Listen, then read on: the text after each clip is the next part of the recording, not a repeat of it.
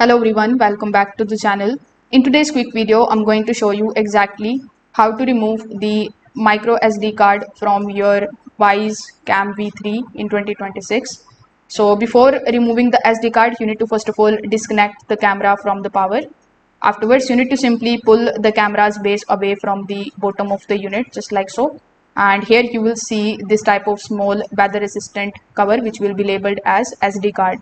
So you need to lift this cover in order to expose your micro SD card slot. Now you need to gently press the micro SD card further into the slot using your fingernail. So the card is spring loaded. So when you push it in, you will hear or you will feel a small click. So this releases the locking mechanism that holds the card in place.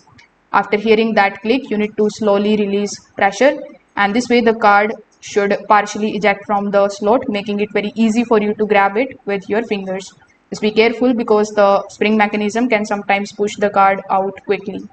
So once the card is sticking out, you can gently pull it straight out of the slot.